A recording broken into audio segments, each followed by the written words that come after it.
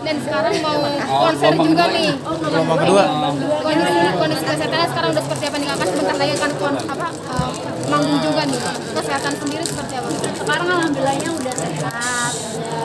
Ya karena kan itu cuma wajar detak bening ringan, bukan ganas itu. Jadi ya aku juga bukan yang sakit sampai yang harus maksudnya menyedihkan enggak gitu. Itu kan ringan juga gitu. Dan sekarang alhamdulillahnya aku sudah baik aja.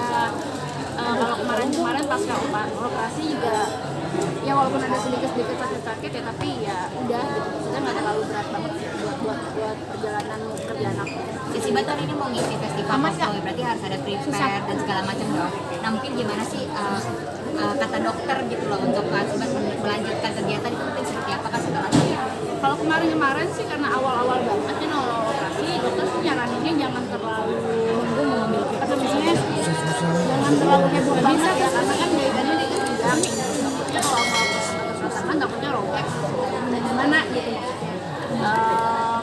itu doang sih tapi jangan terlalu boleh kerja boleh nyanyi boleh goyang-goyang boleh makan apapun yang penting jangan terlalu heboh aja tapi kan seorang penyanyi kalau udah di panggung udah dengerin lagu dangdut ya pasti heboh nanya saya nggak bisa dibohongin gitu ya paling kalau emang pun sakit itu belakangan aku kalau udah kelar ya baru yang kali aduh gitu deh karena kan aku tuh pakai baju ya ngerti ya kan baju kan kadang-kadang ada yang apa namanya aku pakai korset gitu kan jadi baju gini tenggol gitu tapi ya udah lah.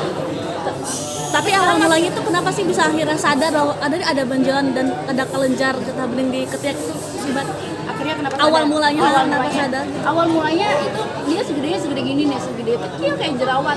Terus aku tuh ngerasa kayak aduh aku jerawatan nih di ketek gitu sama suami itu. Udah akhirnya aku pergi ke klinik untuk di jerawat gitu kan dilapin karena emang kan kalau ada benjolan kalau disentuh sakit kan mengganggu ya harus jadi aku sudah dirawat terus itu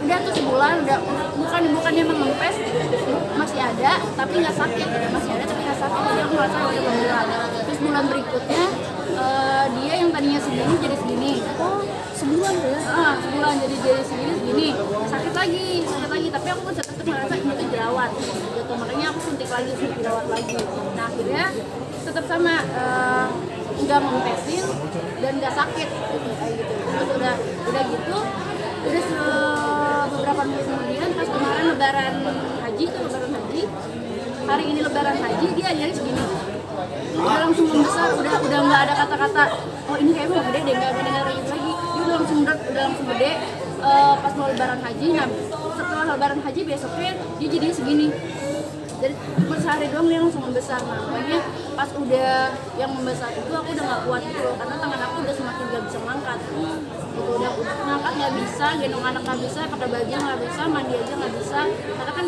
ada di sini ya dia nggak bisa bergerak gitu kayak aku niatnya tuh kayak pengen berobat aja siapa tahu bisa dicairin bisa dengan cara disedot aja atau apa gitu ternyata pas aku datang ke rumah sakit dokternya nyaranin buat diangkat aja karena nanti kalau misalkan nggak diangkat pun bakalan makin gede. Pada saat divonis kayak gitu ada pikiran ini nggak sih ngawang-ngawang kayak aduh ini parah takut segala macam kayak gitu sih Bar?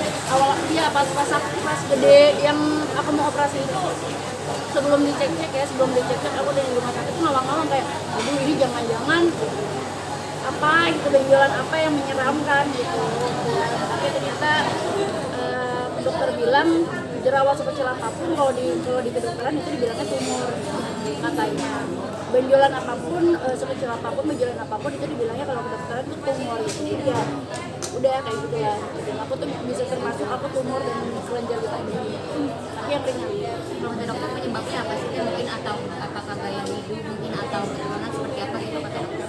Katanya itu kalau kebanyakan kalau yang kayak gitu itu dokter curiganya gara-gara waxing karena kan bulunya terpaksa kan dicabutnya itu bisa menjadi iritasi sama si kerokan ketek kan rekan saya yang dari silet dari situ tapi pas dokter nanya ke aku ya aku jawab aja dengan memang sebenarnya aku memang nggak pernah waxing nggak pernah cukuran juga karena aku kalau ngilangin bulu-bulu aku pakai laser udah makanya pas udah aku operasi itu si benjolan itu yang udah diambil dimasukin ke lab. Kenapa ada benjolan di sini? Jadi kayak treatment atau berobat atau apa ya, perawatan lanjutannya seperti apa sih? Jadi aku tuh operasi tuh setiap harinya harus diambil. Dari ini memang harus diambil. Jadi jahitan aku kan gini kan. Yang dijahit tuh yang di sini sama yang di sini. Yang di tengah-tengahnya itu dikasih selang buat ngeluarin si nanas setiap malamnya.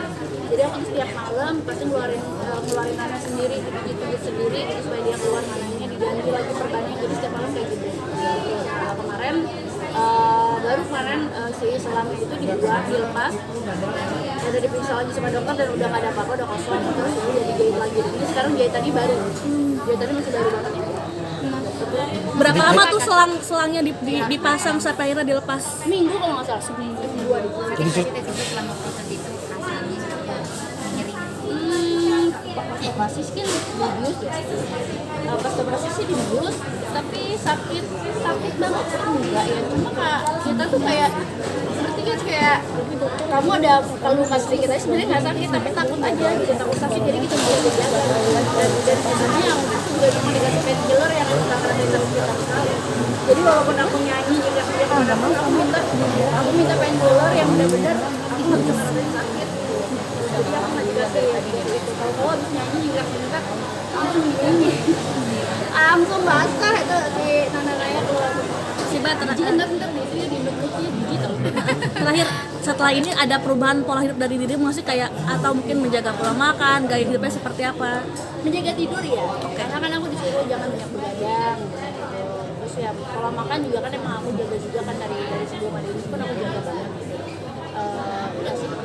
Ada pantangan tersendiri sama Malah aku nanya kok ini nggak ada pantangannya sih dok gitu, nggak apa-apa, kita bebasin aja, lo mau makan apa terserah kamu. Yang penting ya jaga tidur aja. Sudah berat nggak kak? Sudah berat nggak? Sekarang udah enggak, awal aku habis operasi itu sebenarnya nggak susah berat, cuma karena akunya takut dia kenapa-napa, jadi ya akunya sendiri yang ngejaga jangan ini jangan